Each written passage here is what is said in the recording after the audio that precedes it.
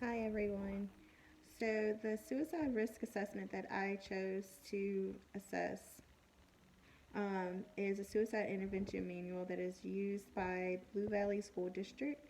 Um, and what I liked about this suicide assessment is that it actually has a flow chart that shows you is a student at risk and are they high or moderate at risk or if they are lower at risk and the steps that you should take in order um, for each of those um, subjects if they are high or moderate or if they're lower. Um, and so one of the questions that I thought was a good one to talk about for this video was what factors need to be considered when interviewing a child or a teen about suicide. And I think that this assessment points it out really well is if a student has a specific plan. So if a student has a specific plan, the do's and the don'ts of that plan. So as this assessment says that if a student does have a specific plan, then we need to immediately consult with the building mental health team, contact the parents immediately, provide resources, and then follow up. Um, I think that it points it out really well.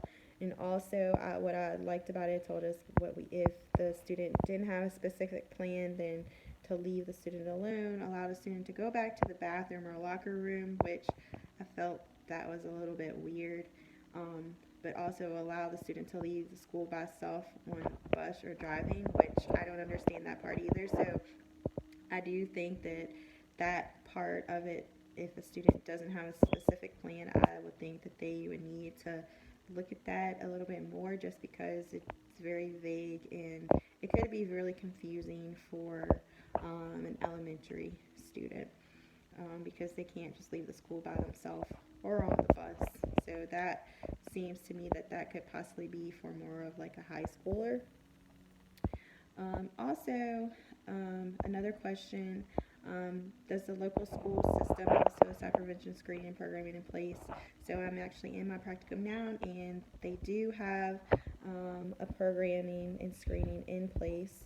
Um, and if a student does mention that they want to hurt themselves or anyone else, um, that we follow the same steps by consulting with the mental health team, contacting the parents immediately, and then also providing the parents with resources that they have to follow before they can bring the child back to school.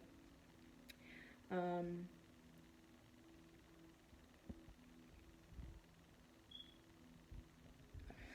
and another asking specific questions should you ask your students again, um, do you have a plan? Do you feel like you're going to hurt yourself or anyone else? Are some of the questions that you need to ask when you're doing your assessment. And so I think that this tool was really helpful for this matter.